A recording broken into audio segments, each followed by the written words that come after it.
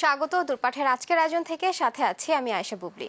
দর্শক, আপনারা তো জানেন আমাদের এই অনুষ্ঠানটি আমরা আয়োজন করে থাকি বিভিন্ন ধরনের কোর্সের মাধ্যমে, যা দেখে আপনারা ঘরে বসে অল্প সময়ে স্বল্প পুঁজিতে হতে পারেন স্বাবলম্বী। আমাদের এবার কোর্স চলছে কেক তৈরি। আমরা আজকে দেখাবো ভ্যানিলা কেক ডেকোরেশন এবং এই কাজটি জানিয়ে দেখাবেন তিনি হচ্ছেন সাইমা জাহান, পরিচালক সুইচিয়ার্স। আপনাকে স্বাগত জানাচ্ছি, কেমন আছেন? জি আলহামদুলিল্লাহ ভালো। আমরা কোর্সে ফিরে যাব, তবে তার আগে দর্শকদের বলতে চাই, দর্শক আপনারা চাইলে আমাদের সাথে যুক্ত হতে পারেন আমাদের অফিসিয়াল ফেসবুক পেজ দেশ টিভি এন্টারটেনমেন্টে। সেখানে আমরা সরাসরি লাইভে আছি। চাইলে আজকের বিষয় নিয়ে যে কোনো মতামত কিংবা প্রশ্ন রাখতে পারেন, আমরা চেষ্টা করব সকল প্রশ্নের উত্তর দেওয়ার জন্য। দর্শক, আপনারা তো দেখেছেন যে আমরা গত পর্বে কিন্তু দেখিয়েছি ভ্যানিলা কেকের বেসিক শিখিয়েছি। আজকে আমরা শেখাবো হচ্ছে ডেকোরেশনটা। জি, ভ্যানিলা কেক ডেকোরেশন করার, যে কোনো কেক ডেকোরেশন করার পূর্বেই আমাদের যেটা প্রয়োজন হয় সেটা হচ্ছে ক্রিম। বাজারে এখন বিভিন্ন ব্র্যান্ডের ক্রিম পাওয়া যায়, যেটাকে হুইপিং ক্রিম বলা হয়। তো আমি এখানে 200 গ্রাম পরিমাণ করে 1.5 পাউন্ড কেকের জন্য ক্রিম নিয়ে নিয়েছি। আচ্ছা, তো এখন এরকম একটা হ্যান্ড মিক্সচারের সাহায্যে আমাদেরকে ক্রিমটাকে বিট করে ফোম করে নিতে হবে। আমি শুরু করছি। আর ক্রিম বিট করার ক্রিম আজকে তৈরি করার জন্য কি কি লাগছে আমরা যদি প্রথমে উপকরণ দেখে নিই। না, আসলে ক্রিমটা একদম রেডিমেড থাকে, এটাতে আমাদের কোনো ধরনের সুগার, কোনো ধরনের ফ্লেভার কিছুই অ্যাড করা লাগছে না, শুধু এরকম একটা হ্যান্ড বিটার লাগছে এবং ক্রিম। আজকে আমরা কি কি ব্যবহার করব আজকে সবগুলোর সাথে যদি আমরা একটু পরিচিত আচ্ছা, আমরা শুধু আমাদের লাগছে হচ্ছে ভ্যানিলা কেক বেস, লাগছে ক্রিম, ডেকোরেশনের জন্য কিছু স্প্রিঙ্কেলস বা সুইট বলস। এখানে আমি কিছু এডিবল বাটারফ্লাই নিয়েছি ডেকোরেশনের জন্য। নিয়েছি এখানে আমি দুধ কেকটাকে সোক করার জন্য, আর কিছু নোজেল আর পাইপিং ব্যাগ এবং কিছু টুলস, স্প্যাচুলা, তারপর হচ্ছে ফ্রস্টিং করার জন্য আমাদের যে প্যালেট নাইফ, আর কেকটাকে কাট করার জন্য আমাদের ব্রেড নাইফ। আচ্ছা, বিটারের একদম ফুল স্পিডে আমি ক্রিমটাকে বিট করে নিচ্ছি।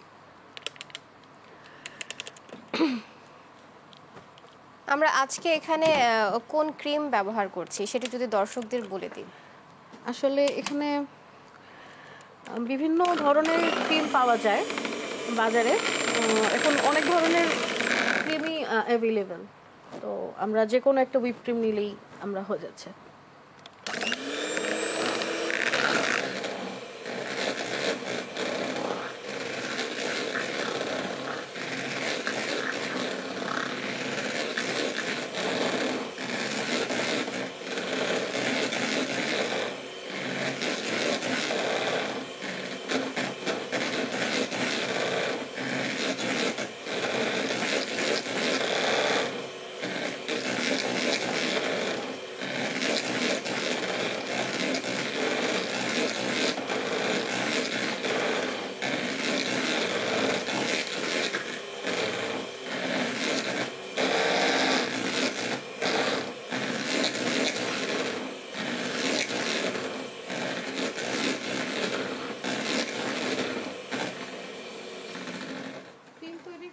আমাদের কিন্তু একবারই খুব বেশি স্পিড দিয়ে খুব জোরে আমরা এটাকে বিট করতে পারবো না, তাহলে এটার ভেতর অনেক এয়ার বাবল হয়ে যাবে, তখন ক্রিমটা ভালো হবে না।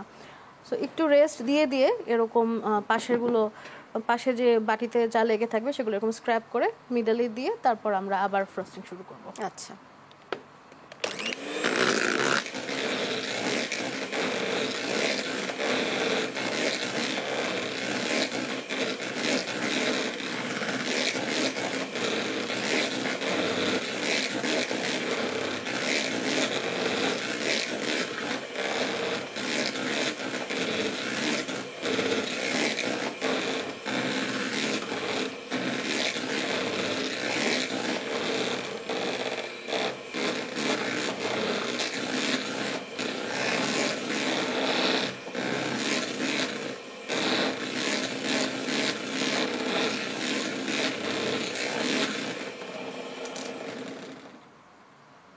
ক্রিমটা কিন্তু অনেকটাই স্টিফ হয়ে গিয়েছে, এটাকে আরেকটু স্টিফ করতে হবে। এটা বিট করতে করতে যখন এটা একদম পরিমাণে ডাবল হয়ে যাবে তখন আমাদের বুঝতে হবে যে ক্রিমটা হয়ে গিয়েছে এবং ক্রিমটা একদম স্টিফ থাকবে। এখনও কিন্তু আমার ক্রিমটা পুরোপুরি হয়নি, একটু লিকুইডি ভাব আছে, সো এটাকে আমাকে আর একটু বিট করতে হবে।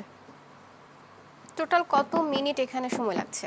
এটা আসলে বিটারের উপরে ডিপেন্ড করে। আপনার মেশিনের যদি ওয়াট বেশি হয় সেক্ষেত্রে আপনার স্পিডটা তাড়াতাড়ি হবে এবং ফোমিংটাও তাড়াতাড়ি হবে। আচ্ছা,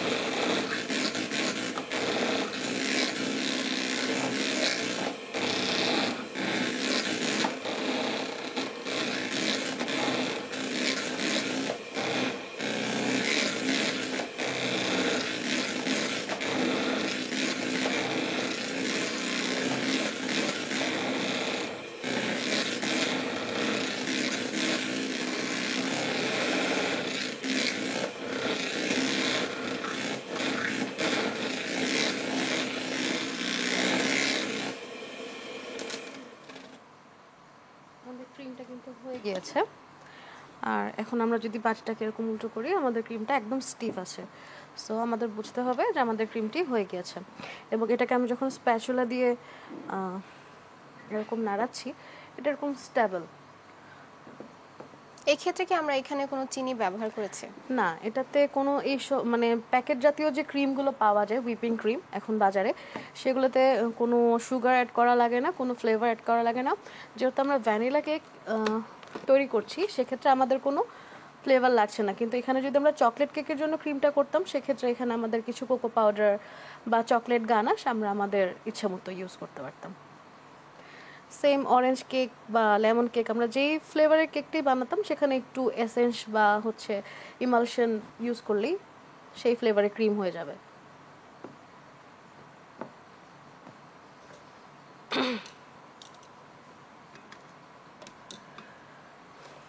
এখন আমরা আমাদের যে কেকটা আছে, বেসটা আমরা গতকালকে করেছিলাম, সেটাকে আমরা একটু লেয়ারে লেয়ারে কেটে নেব ফ্রস্টিংয়ের জন্য। আজকে আমরা কয়টা লেয়ার করব এখানে? আমি 3টা করছি, কিন্তু যারা একদম প্রথম দিকে আছে তাদের যদি অসুবিধা হয় তারা 2টো লেয়ার করলেই করতে পারে। কিন্তু 3টা লেয়ার করলে কেকটা সুন্দর হয়, খেতেও মজা লাগে।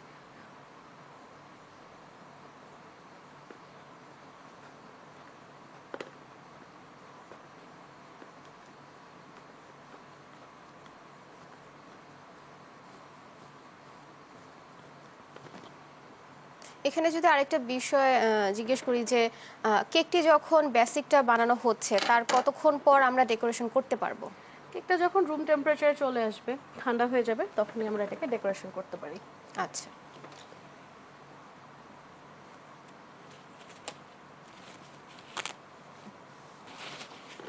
সারফেসটা ক্লিন করে নিব যেন কোনো স্ক্র্যাম্বল আমাদের কেকের গায়ে না থাকে। এবং কেকটা ডেকোরেশন করার ক্ষেত্রে সবসময় যে নিচের যে মানে এই যে সমান সারফেসটা, সেটা আমরা টপে দেওয়ার চেষ্টা করব, তাহলে আমাদের ফ্রস্টিংটা সুন্দর হবে। তো প্রথমেই আমি একদম যে নিচের যে লেয়ারটা আছে সেটা দিয়ে দিচ্ছি।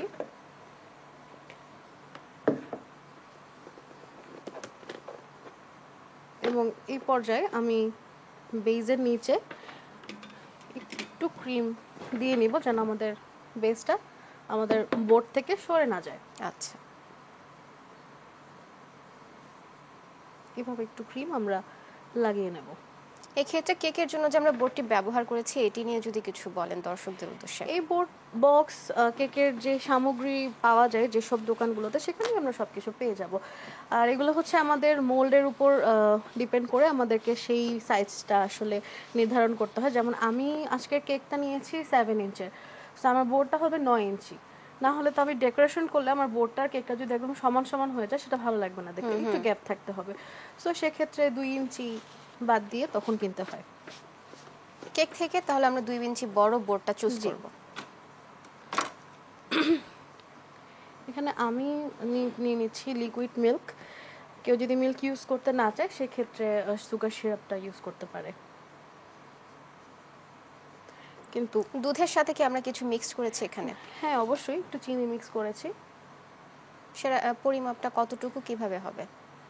1 কাপ চিনির সাথে 1 কাপ পানি, এরকম সমপরিমাণ। যদি কেউ দুধ ইউজ করে থাকে সে 1 কাপ দুধের সাথে 1 কাপ পানি, 1 কাপ চিনি, সরি।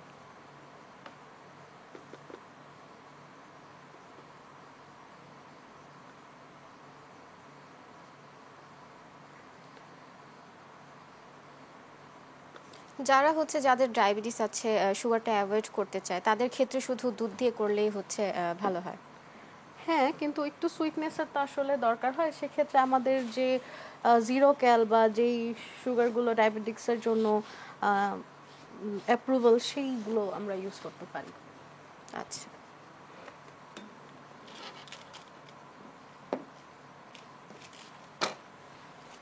ফ্রস্টিংয়ের জন্য যারা একদম প্রথম মানে কেক নিয়ে কাজ করছে শুরুর দিকে, তাদের ফ্রস্টিংয়ে একটু সমস্যা হয়। সেটা হচ্ছে খুব বেশি ক্রিম ওয়েস্টেজ হয়ে যায়। তো সেটা অ্যাভয়েড করার জন্য আমরা এটার ভিতরে লেয়ারগুলো এরকম পাইপিং ব্যাগে করে তখন লেয়ারগুলো করলে ক্রিমটা অতটা ওয়েস্টেজ হয় না।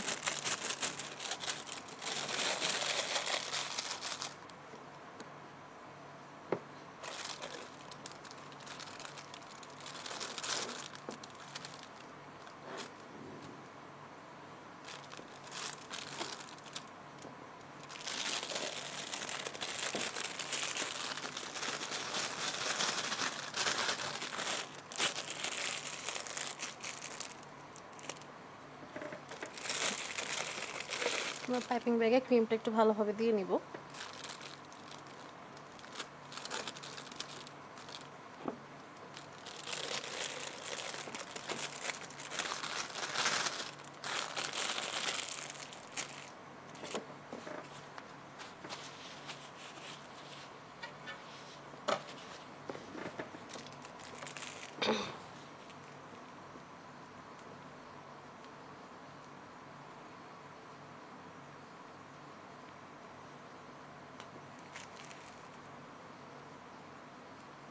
আমরা প্রথম লেয়ারের কাজ করছি। জি,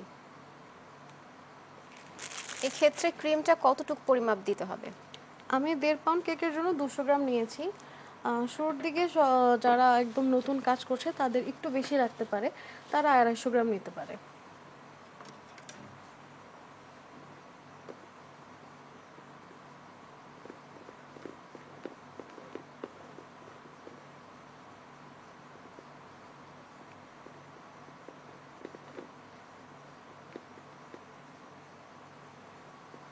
আমরা ফার্স্ট লেয়ারে ফ্রস্টিংটা করে ফেলেছি।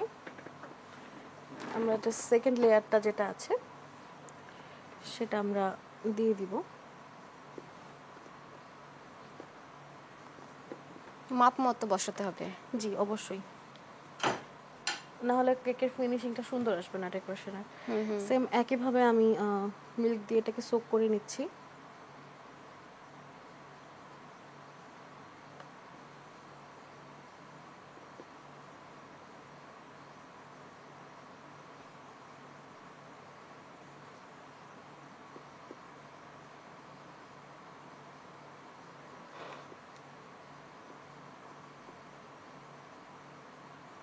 এখন যে কাজটি করা হচ্ছে, যে মিল্ক দিয়ে সোক করা হচ্ছে, এটি কেন করা হচ্ছে? এটা যেন কেকটা খেতে একদম ড্রাই না লাগে। যখন আমরা এটাতে ক্রিম অ্যাপ্লাই করব বেসটাতে, যদি এটা ড্রাই থাকে সারফেসটা, তাহলে ক্রিমটা উঠে আসবে, ক্রিমটা বসতে যাবে না, এবং খেতে গেলে তখন মনে হবে যে অনেক ড্রাই কেকটা। আচ্ছা। সেই কারণে আমরা একটু সোক করে নিচ্ছি, এবং এটাকে ওভার সোকও করা যাবে না। সেকেন্ড লেয়ারটা আমি মিল্ক দিয়ে সোক করে রেখেছি, এখন আমি এটার উপরে ফ্রস্টিংটা দিয়ে দিচ্ছি। প্রথম লেয়ারের মতোই আমরা সেম ভাবে জি। কাজটি করব।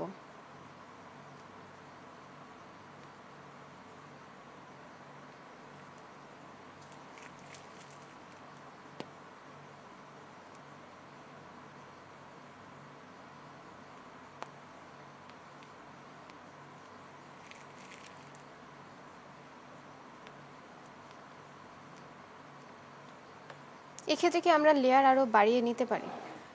3টা লেয়ার পর্যন্ত স্ট্যান্ডার্ড। যদি কেক হাইট কেক হয় বা বড় হয়, সেক্ষেত্রে 4টা লেয়ার করা যায়। আচ্ছা।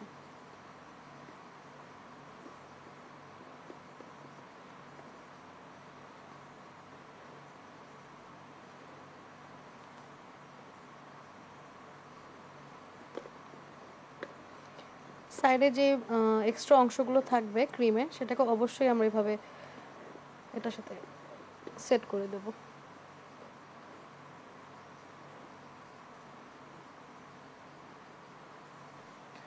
এখন আমরা ফাইনাল লেয়ারটা দিয়ে দিচ্ছি উপরে।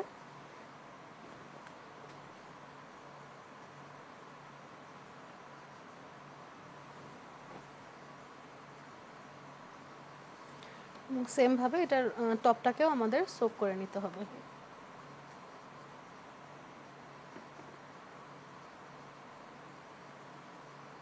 আমরা যে মিল্কটি দিচ্ছি ব্রাশটির নাম কি? জি, আমরা এটা সোক করার জন্য অয়েল ব্রাশ ইউজ করছি। এই ব্রাশগুলো আমরা যে কোনো বেকিং শপে পেয়ে যাব, বেকারির জিনিসপত্র যে দোকানগুলোতে বিক্রি করে সেখানে পেয়ে যাব। এটার দাম খুব সম্ভবত 110-20 এরকম। আর আজকে আমরা যে কেক ডেকোরেশন করছি আমরা নিচে কি রেখেছি? হ্যাঁ, আমরা টার্ন টেবিলের উপর রেখে এটাকে ডেকোরেশন করছি এবং কেকটাকে অবশ্যই আমাদের টার্ন টেবিলের উপরে রেখেই ডেকোরেশন করতে হবে, তা না হলে ডেকোরেশন ভালোভাবে করা যাবে না। যেহেতু কেকটা বারবার ঘুরিয়ে ঘুরিয়ে জি, করতে হচ্ছে। কেকটা ঘোরানোর একটা বিষয় আছে তাই। আর এই টার্ন টেবিলগুলো এখন খুবই রিজনেবল প্রাইসে পাওয়া যায়। এই প্লাস্টিকের যে টার্ন টেবিলগুলো আছে সেগুলো 100 টাকা। তো একদম প্রথম পর্যায়ে যারা বেকিং করছেন তাদের জন্য এটাই এখন প্র্যাকটিসের জন্য খুব ভালো। আচ্ছা, এবং এগুলো অনেক ধরনের পাওয়া যায়। তো আমরা উপরের ফ্রস্টিংটা করে নিচ্ছি।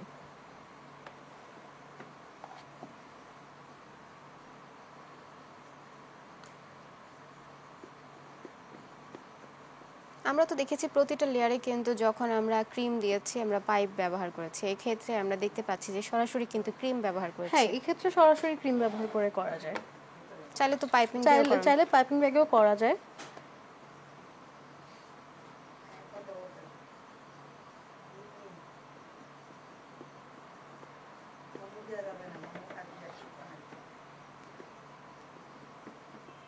আমরা আগে সাইডগুলোতে ভালোভাবে ক্রিম লাগিয়ে নেব। এটা প্যালেট নাইফের সাহায্যে আমি লাগিয়ে নিচ্ছি। এই প্যালেট নাইফগুলো সেম ওই দোকানগুলোতেই আমরা পেয়ে যাব যেখানে কেকের সামগ্রী সবাই বিক্রি করে।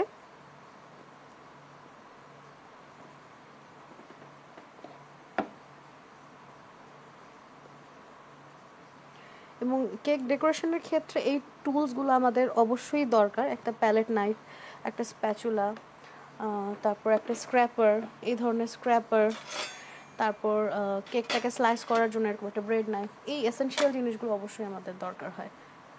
এবং এগুলো প্রত্যেকটা জিনিসই 150, 200, 250, 300-র মধ্যে আমরা পেয়ে যাব। আচ্ছা,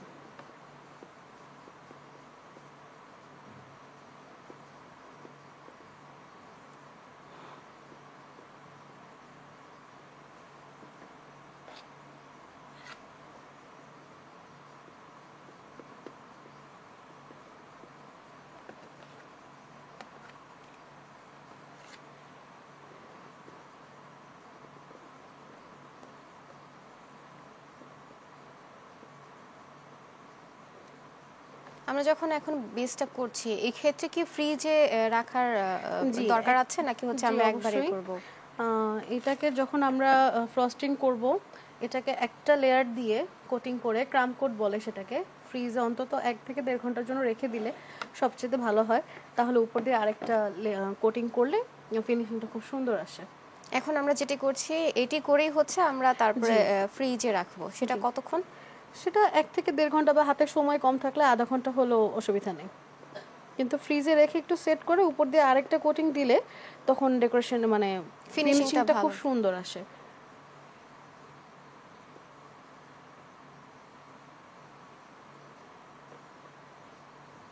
সেক্ষেত্রে তো নর্মাল ফ্রিজে আমরা রাখতে পারবো, সেই ক্ষেত্রে টেম্পারেচারের কোনো ব্যাপার আছে এখানে? না, নর্মালি চিলারে যেমন টেম্পারেচার থাকে আমরা সেই টেম্পারেচার রাখলেই যথেষ্ট। আমরা এখন স্ক্র্যাপার দিয়ে সাইডটাকে স্মুথ করে নিচ্ছি।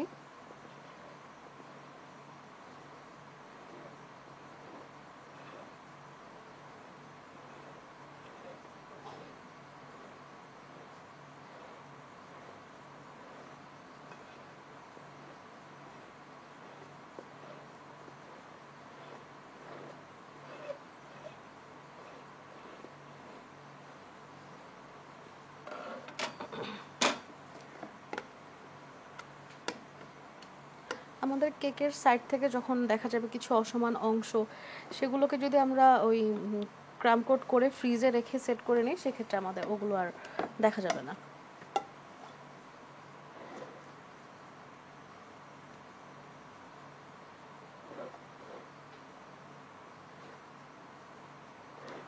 উপরের ক্রিমগুলো আমাদেরকে সুন্দর করে স্ক্র্যাপ করে ভালোভাবে ফিনিশিংটা আনতে হবে।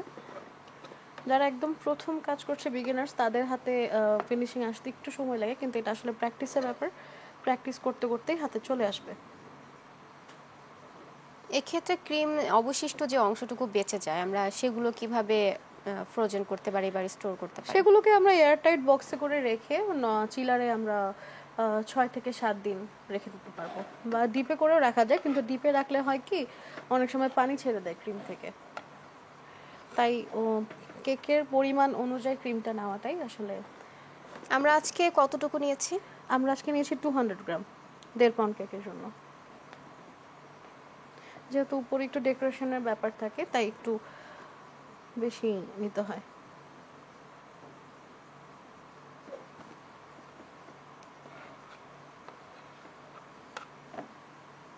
যে সাইডগুলোতে মনে হবে যে একটু কেক দেখা যাচ্ছে, সেগুলোকে আমরা এরকম ক্রিম দিয়ে ঢেকে দেব।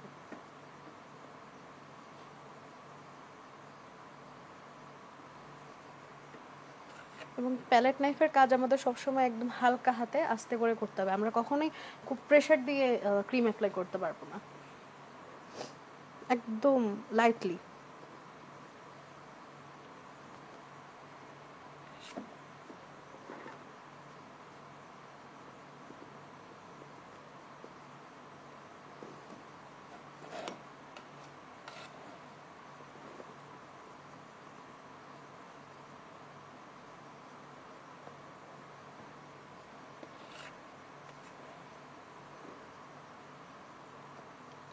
ধাপে ধাপে ঘুরিয়ে ঘুরিয়ে দেখতে হবে যে আসলে কোন জায়গাটি ফাঁকা থেকে গেছে, আমরা সেখানে আবার ক্রিম দিয়ে দিচ্ছি। জি, এই কাজটা আমরা ওই ক্রাম কোট করে যে বললাম ফ্রিজে রাখি, তারপরে আসলে এই কাজগুলো করতে হয়। আচ্ছা,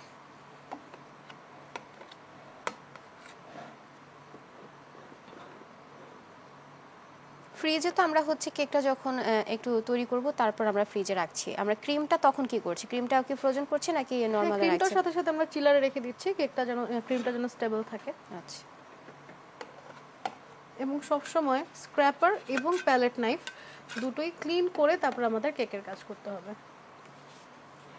এক্সট্রা ক্রিম লেগে থাকলে সেটা ওয়াইপ করে তারপর আমাদের। আর যখন আমরা প্যালেট স্ক্র্যাপার ইউজ করব, তখন আমরা কখনো এরকম সোজাভাবে ইউজ করব না, একটু এরকম বাঁকা করে ধরে একদম লাইটলি এটাকে আমরা ঘুরিয়ে ঘুরিয়ে এটাকে স্মুথ করে নিব।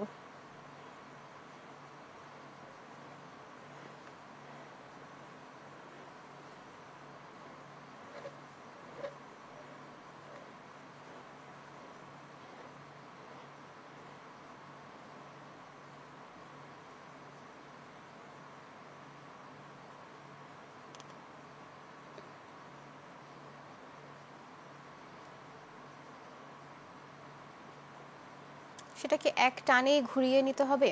না না, একটানে না, মানে আমাকে বুঝতে হবে, যখন আমি টার্ন টেবিলটা এরকম ঘোরাচ্ছি, আমি এখান থেকে দেখতে পাচ্ছি যে কোন জায়গাটায় আমার ক্রিমটা অসমান হয়ে আছে, তো সেভাবে কাজটা করতে হবে।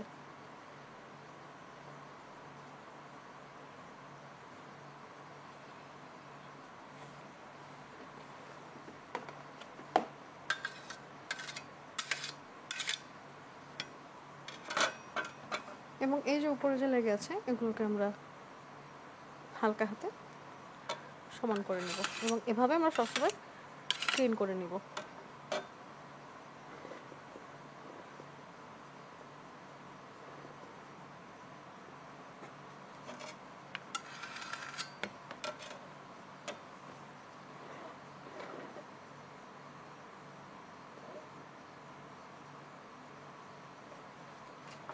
ঘুরিয়ে ঘুরিয়ে আবার হচ্ছে সমানভাবে দেখে নিতে হবে।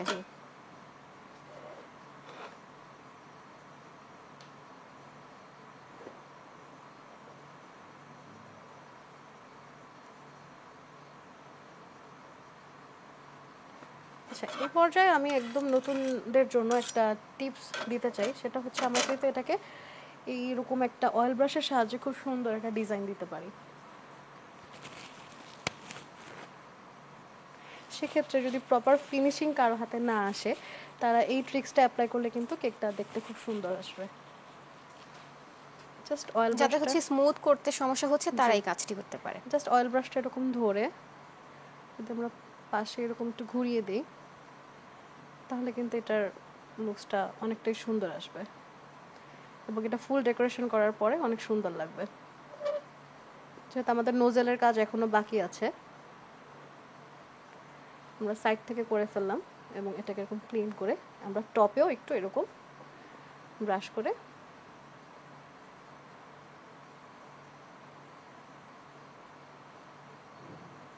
এক্ষেত্রে কি আমরা হালকা প্রেসার দিচ্ছি? জি একদম হালকা, কোনোভাবেই জোরে প্রেশার দিয়ে এটা করা যাবে না।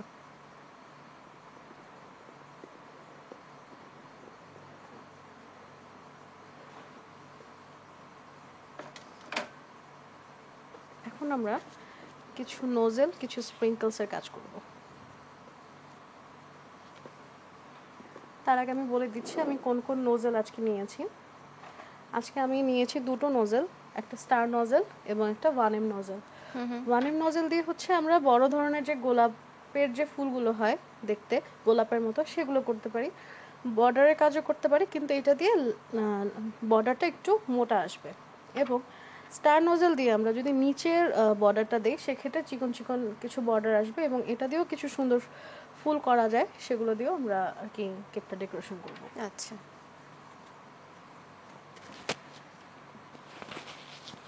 তো আমি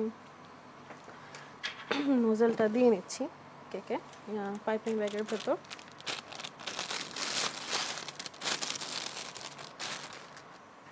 জি, আমরা অলমোস্ট চলে আসছি, আমাদের বেসটা আমাদের কমপ্লিট হয়ে গেছে। কমপ্লিট হয়ে গেছে, উপরে কোটিংটাও হয়ে গিয়েছে। তো উপরে কিছু ফুল দিয়ে ডেকোরেশন করার জন্য আমি এরকম একটা পাইপিং ব্যাগে মাথাটা কেচি দিয়ে কেটে 1M একটা নজল সেট করে নিয়েছি এবং ভিতরে ক্রিমটা ফ্রস্টিং করে নিয়েছি। এখন প্রথমে আমি উপরে কিছু ফুল এঁকে দিব।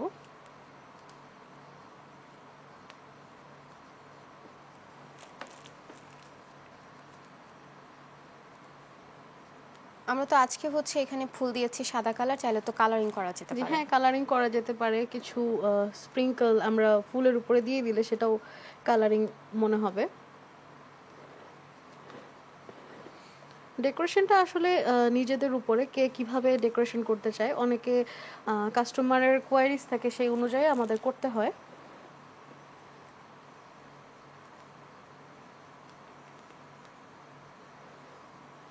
আজকে আমি একদম সিম্পল একটা ডিজাইন দেখাচ্ছি, যারা নতুন আছে তারা যেন নতুন খুব আছে, হ্যাঁ, সহজে তাদের শিখতে জন্য পারে। খুব সহজ হবে।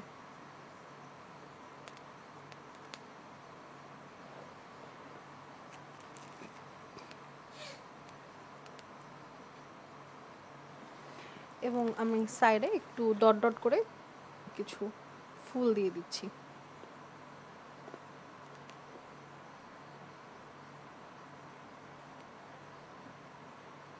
নিচে আমরা কি ডিজাইন করছি?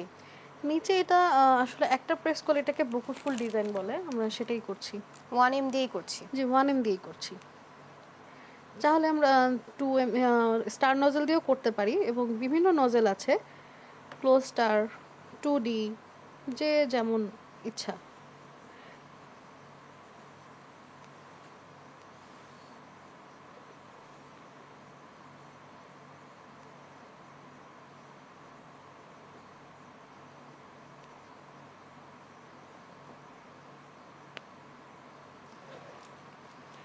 এখন আমরা কিছু স্প্রিঙ্কল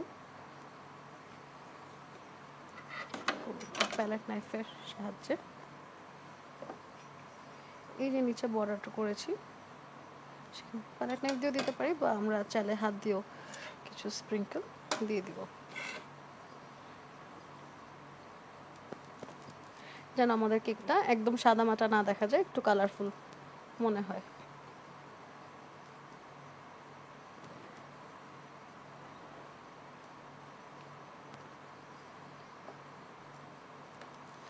যেহেতু আমরা ভ্যানিলা কেক করেছি আর ভ্যানিলা কেকটা সাধারণত সাদাই থাকে, তাই থিমটা সাদার উপরেই নিয়েছি।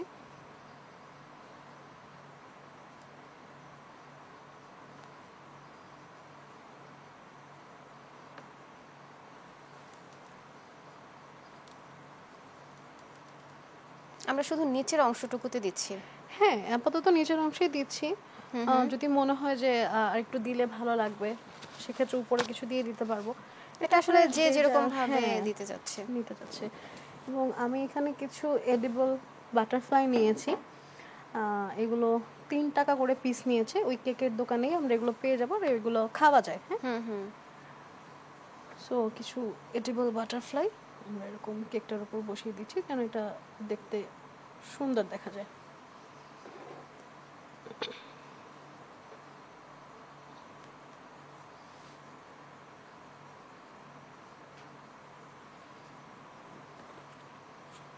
আমরা এখানে যে বাটারফ্লাই ব্যবহার করেছি এটি আসলে খাওয়া যায়, আর হচ্ছে এটির নাম এডিবল পেপার। জি।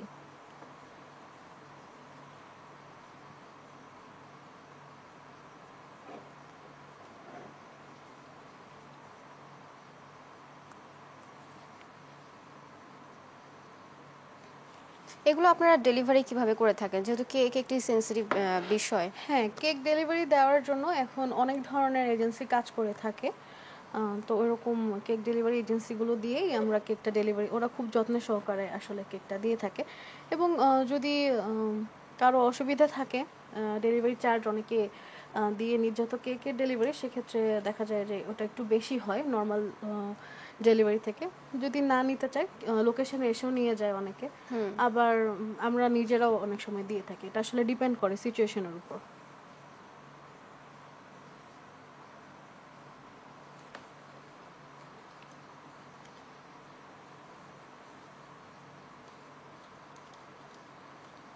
আপনি যেমনটি বলছিলেন যে কেক অর্ডারের ক্ষেত্রে 2 দিন আগে অর্ডার করতে হয়, আর সেই ক্ষেত্রে যদি থিম কেক থাকে 7 দিন আগে অর্ডার করতে হয়। জি, অবশ্যই। সেক্ষেত্রে কি আপনারা একদিনে অর্ডার নিয়ে ডেলিভারি করছেন, এরকম কি হয়েছে?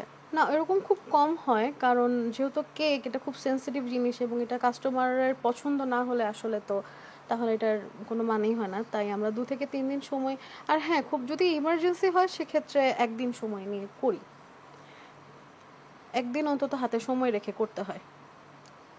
আমি উপরে কিছু দিয়ে দিলাম টপে, যেন কেকটা কালারফুল দেখায়।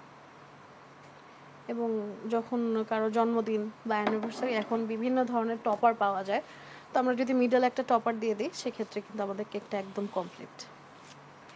আর কেক ডেকোরেশনের ক্ষেত্রে একটু খেয়াল রাখতে হয়, সেটা হচ্ছে না আই সুদিং হয়। খুব বেশি ডেকোরেশন করে ফেলে, খুব কালারফুল করে ফেলে, তখন কিন্তু কেকটা দেখতে খুব বাজে লাগে। তো কেকটা আমাদের এমনভাবে ডেকোরেশন করতে হবে যেন কেকটা দেখে একটা আরাম পাওয়া যায়। হ্যাঁ, চোখের একটা শান্তি বলে ব্যাপার আছে, যেটা আমার মনে হয়। আই সুদিং হলে জিনিসটা সুন্দর হয়। এই ক্ষেত্রে তো কেক ডেকোরেশন শেষ, আমরা কি এখন সরাসরি ডেলিভারির জন্য প্রস্তুত, নাকি হচ্ছে এখন আমরা না, ফ্রোজেন এটাকে করতে আসলে হবে সরাসরি কিছুক্ষণ? এখন ডেলিভারি চাইলে দেওয়া যায়, কিন্তু আরো কিছুক্ষণ ফ্রিজে সেট করে রাখলে তখন ডেলিভারি, রাস্তায় আসলে জ্যাম জট অনেক কিছুই থাকে, তো সেক্ষেত্রে একটু সেট করে ডেলিভারি দেওয়াটাই ভালো। আচ্ছা, এই ক্ষেত্রে তো আমরা স্প্রিঙ্কল যে ব্যবহার করেছি, সেটি কি কালার নষ্ট হওয়ার সম্ভাবনা আছে, যেহেতু আমরা না, ফ্রোজেন করছি? এইগুলো সাধারণত নষ্ট হয় না।